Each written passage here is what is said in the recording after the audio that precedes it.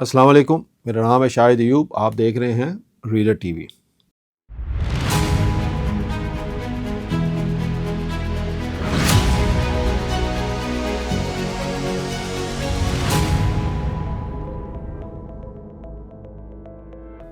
آج کے انوائے وقت میں ایک خبر شائع ہوئی جس کا عنوان تھا کہ پاکستان کا غیر قانونی یورپ جانے والوں میں 5واں نمبر۔ اب ظاہر ہے انوائے وقت نے یہ خبر لی ہے تو کہیں سے تحقیق کر کے لی ہوگی، میں تو صرف آپ کو اس کا ایک ریفرنس دے رہا ہوں۔ انہوں نے کہا کہ 2022 تک پاکستان غیر قانونی طور پر یورپ جانے والے سر فہرست ممالک میں شامل نہیں تھا۔ یہ لکھا ہے انوائے وقت نے۔ انہوں نے کہا کہ غیر قانونی تارکین وطن کے بارے میں قومی کمیشن برائے انسانی حقوق NCHR نے ایک رپورٹ جاری کی ہے جس کے مطابق 2021 سے لے کے اکتوبر 2022 کے دوران غیر قانونی طور پر یورپ جانے والے پاکستانیوں کی تعداد میں بہت زیادہ اضافہ ہوا۔ دسمبر 2023 تک 8,778 افراد غیر قانونی طور پر یورپ منتقل ہوئے یا دوسرے ملکوں میں گئے۔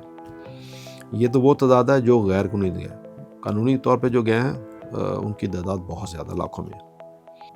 یہ وہ نوجوان تھے جو، یا کوئی بھی نوجوان کسی ملک کا بھی ہو، خاص طور پہ یہ جو جنریشن ہے 30 سے کم یا 35 سے کم، یہ سارے کے سارے نوجوان یہ وہ ہوتے ہیں جو کسی قوم کا سرمایہ ہوتے ہیں، کسی قوم کا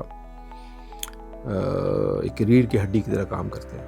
انفارچونیٹلی ان نوجوانوں میں ہم نے 2-3 کام تو بالکل نہیں کیا۔ نمبر 1، ایک تو ہم ان کی تربیت کرنے سے بالکل قاصر رہے۔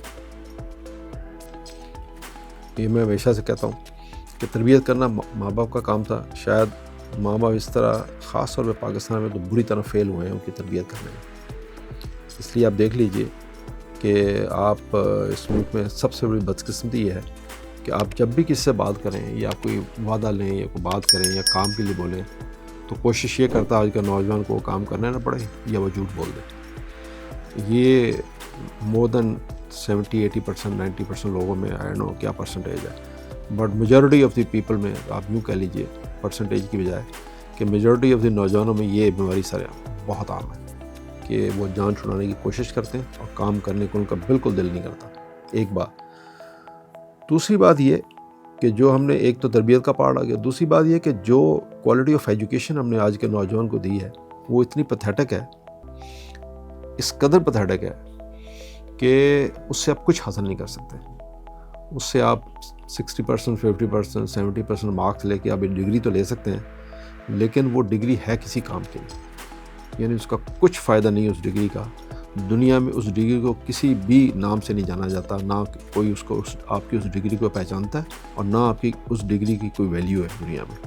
آپ جا کے دیکھ لیجیے، سوائے چند ایک انسٹیٹیوٹ کے، میں ہمیشہ کہتا ہوں جو فار ایگزامپل ایک لمسا IB ہے اور اس طرح کے جو 2-4 اور انسٹیٹیوٹس ہیں جن کی کچھ ویلیو ہے، جب ان کو وہاں پہ باہر کسی جگہ ان کو انٹرویو کیا جاتا ہے، ان کو ٹیسٹ ویسٹ لیا جاتا ہے تو کسی حد تک وہ کافی بہتر ثابت ہوتے ہیں، but as a whole majority کے کیسز میں آپ کی کسی یونیورسٹی کی کسی ڈگری کی کوئی ویلیو نہیں ہے، اور نہ ہی وہ بچہ جب کوئی انٹرویو ہوتا ہے تو یا اس کو کوئی ٹاسک دیا جائے تو وہ خوبی اس کا سر انجام دے سکتا ہے۔ یہ آپ کی ڈگری کی حالت ہے۔ یہ جو نوجوان، ایک تو وہ ہیں جو جن کا میں نے پہلے ذکر کیا، اب یہ جو نوجوان جن کے پاس نہ تربیت ہے نہ ایجوکیشن ہے، یہ جو نوجوان جب باہر جائیں گے تو آپ یہ سوچ لیجئے کہ یہ پاکستان کا نام کس طرح کا روشن کریں گے۔ اس کو میں تو بہت دیکھتا رہا ہوں، میں جو آپ کو پتہ ہی ہے کہ میرا تعلق ایویشن سے تھا تو میں بہت ٹریول کرتا رہا ہوں، تو میں یہ سب نوجوانوں سے اکثر سے ملتا رہا ہوں باہر، اور مجھے پتہ ہے کہ ان کی کیا حالت ہے اور کیا یہ اپنی ریپوٹیشن کیری کرتے ہیں۔ یہ بھی ڈس ہارڈنر والی بات میں نہیں کرنا چاہ رہا کہ آپ یہ کہیں کہ میں ان کے خلاف ہوں، میں خلاف نہیں ہوں، قصور ہمارا ہے، ہمارے بڑے بوڑھوں کا، اور جس میں شاید ہم سب شامل ہیں کہ ہم نے آج کے نوجوان کو نہ تربیت دی نہ کوالٹی ایجوکیشن۔ اب وہ جو باہر جا کے پھر کیا کریں گے اور کیا ماحول ہوگا وہ آپ خود جانتے ہیں۔ جو لوگ یہاں بزنس کر رہے ہیں، جو لوگ اس طرح کے فیلڈ میں ہیں تو آپ بخوبی جانتے ہیں کہ یہاں کے جو نوجوان ہیں یا ان کو جو جب آپ کے پاس آتے ہیں تو ان کا کیا بیہیویئر ہوتا ہے اور وہ کیا پروڈیوس کر سکتے ہیں. حالانکہ انہی نوجوانوں کے لیے جن کو ہم نے اس گہرے کنویں میں دھکیل دیا ہے اور ہم سوچ رہے ہیں کہ پاکستان کہاں گیا، ان نوجوانوں کے لیے اقبال نے کیا کہا. وہ جاوید اقبال نے جب علامہ اقبال لندن میں تھے تو انہوں نے علامہ اقبال صاحب کو ایک میسیج بھیجا کہ آتے ہوئے میرے لیے گرام فون لیتے آئیے گا. تو انہوں نے گرام فون تو وہ نہیں لے کے آئے اقبال اپنے بیٹے کے لیے، جاوید اقبال کے لیے، اور ان ریٹرن انہوں نے ایک نظم ان کو لکھ کے بھیج دی تھی. میں اکثر کوٹ کرتا ہوں. دیکھیے کہ انہوں نے اپنے بیٹے کے لیے جو اس وقت نوجوان تھے کیا کہا. انہوں نے کہا کہ دیار عشق میں اپنا مقام پیدا کر، دیار عشق میں اپنا مقام پیدا کر، نیا زمانہ نئے صبح شام پیدا کر. میرا طریق امیری نہیں غریبی ہے، خودی نہ بیچ غریبی میں نام پیدا کر. یہ تو وہ لیسن تھا جو اقبال نے اپنے بیٹے کو دیا. اپنے بیٹے کو نہیں دیا، ایکچولی اس دور کے نوجوانوں کو دیا. اور ہم نے کیا دیا وہ آپ کے سامنے. اور پھر ان نوجوانوں کے لیے اقبال نے دعا کی اللہ سے کہ خرد کو غلامی سے آزاد کر، خرد کو غلامی سے آزاد کر، جوانوں کو پیروں کا استاد کر، جوانوں کو سودے جگر بخش دے، میرا عشق میری نظر بخش دے. یہ تو وہ چیز ہے جو اقبال کی سوچ تھی ان نوجوانوں کے بارے میں. اور آج وہ نوجوان غیر قانونی طور پہ ہزاروں کی تعداد میں مرتے کٹتے زخمی ہوتے ہوئے شپس میں، ٹرکوں کے اندر، پتہ نہیں کیسے کیسے یورپ اور دوسرے ملکوں کا سفر کر رہے ہیں، کیونکہ اپنے ملک میں ان کو کوئی اپرچونٹی نظر نہیں آتی اور ایجوکیشن اور وہ ان کے پاس ہے نہیں. اللہ دعا کیجئے اللہ تعالیٰ بہتر کرے. دوسری خبر جو ایک نوائے میں آئی کہ دنیا میں ڈائبٹک مریضوں کی تعداد 80 کروڑ ہے، جبکہ پاکستان میں 3 کروڑ 60 لاکھ. یہ ایک بہت بڑی خبر ہے. کہنا یہ ہے کہ پچھلے 30 برسوں میں جو شوگر کے مریض ہیں ان کی تعداد میں 2 گنوں سے زیادہ اضافہ ہوا ہے، اور پاکستان اس مرض میں متاثر ہونے والا چوتھا بڑا ملک ہے. یہ بات ایک تحقیق کے سامنے آئی ہے. 1990 سے لے کے 2022 تک دنیا میں جو بالغ لوگ تھے، جو جوان لوگ تھے، ان میں جو ڈائبٹک کی شرح تھی وہ 7% سے بڑھ کے 14% ہو گئی. یاد رکھے کہ غریب اور متوسط طبقے کے جو لوگ ہیں، لوگ نہیں بلکہ جو ممالک ہیں جو کہ ایک بہت ڈیولپ اکانومیز والے نہیں ہیں لوگ ممالک، ان میں یہ تعداد سب سے زیادہ ہے. یہ ایک ریسرچ ہے جو کی ہے NCD نے. ان کے سائنسدانوں نے یہ ریسرچ کی ہے عالمی ادارہ صحت کے ساتھ مل کے، اور مختلف ممالک سے انہوں نے 18 سال سے زائد اور 40 سال سے کم کے لوگوں کو لے کے 14 کروڑ افراد پر انہوں نے یہ تحقیق کی ہے. 14 کروڑ افراد پہ یہ تحقیق انہوں نے کی ہے عالمی ادارہ صحت کے ساتھ مل کے.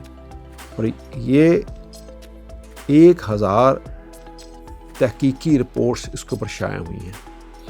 اور یہ رپورٹ ساری جب انہوں نے مرتب کی اور اس کے بعد ایک جو نیٹ رپورٹ سامنے آئی ہے، انہوں نے کہا تقریباً 80 کروڑ کے قریب لوگ ہیں جو پچھلے 30 سالوں میں ڈبل ہوئی ہے ریشو. اور پاکستان اس میں سے ان کا جو نمبر ہے پاکستان کا وہ چوتھا ہے، جس میں 3 کروڑ 60 لاکھ اس مرض میں مبتلا ہیں. اب باقی دنیا میں کیا ہو رہا ہے اس کا تو چھوڑیے، ہم اپنے آپ کو دیکھ لیجیے. شوگر ہے کیا؟ اگر آپ کسی ڈاکٹر سے بات کریں، میں ڈاکٹر نہیں، اس پہ روشنی تو کوئی ڈاکٹر ہی ڈالے گا، بٹ مجھے جو موٹی موٹی بات پتہ ہے، شوگر کوئی بیماری نہیں ہے. یہ ایک آپ یوں سمجھ لیجیے آپ کی ہیبٹس ہیں جو آپ کھاتے ہیں. اگر آپ اپنی کھانے کی ہیبٹس کو ٹھیک کریں تو شوگر کوئی مرض نہیں. میں بہت سارے ایسے لوگوں کو جانتا ہوں، بڑے قریبی اپنے لوگوں کو جانتا ہوں، جن کو جب میں نے یہ کہا کہ آپ اپنے کھانے کی عادت صرف ٹھیک کر لیں تو ٹرسٹ می، میں مثال کے طور پہ میں اپنے ایک بہت ہی قریبی عزیز، جب ان کو یہ کہا کہ آپ اپنے کھانے کی عادت ٹھیک کریں، تو وہ اس سے پہلے 30 یونٹ انسولین صبح لے رہے تھے اور 30 شام کو لے رہے تھے. اور جب انہوں نے، جو میں نے ان سے کہا کہ آپ یہ چیز کھائیے اور یہ چھوڑ دیجئے، تو اب ان کی حالت یہ ہے کہ وہ صرف اور صرف شام کو 10 یونٹ انسولین لیتے ہیں. یعنی 30 اور 30 ختم ہو گئے، صرف 10. وہ بھی اب آپ سوچیں کہ وہ 10 بھی کیوں لے رہے ہیں؟ تو 10 اس لیے لے رہے ہیں کہ ان کو شوگر پچھلے 35 سال سے ہے. جب 35 سال سے آپ کو شوگر ہو تو وہ پھر 100% کیور نہیں ہوتی، 100% ورس نہیں ہوتی. ایک بات. دوسری بات جو سب سے بڑی ہے یہ کہ ان کی ایج اباؤٹ 70 ہے. تو جب یہ دو چیزیں، یہ دو فیکٹر مل جاتے ہیں تو پھر وہ 100% ورس ہونا مشکل ہو جاتا ہے. اب جب آپ کی ڈائٹری ہیبٹس یہ ہوں، مجموعی طور پہ میجورٹی آف دا پیپل، ہم سب کی بات ہمیشہ نہیں کرتے کہ سارے لوگ تو نہیں اس طرح کے ہوتے ہیں، میں میجورٹی کی بات کر رہا ہوں. جب میجورٹی کی عادت یہ ہو کہ آپ نے صبح اٹھ کے کلچے کھانے ہیں، نہاریاں کھانے ہیں، پاوے کھانے ہیں، اور بیکری آئٹمس آپ نے کھانے ہیں جو پوائزن ہے، زہر ہے پورے کا پورا بیکری.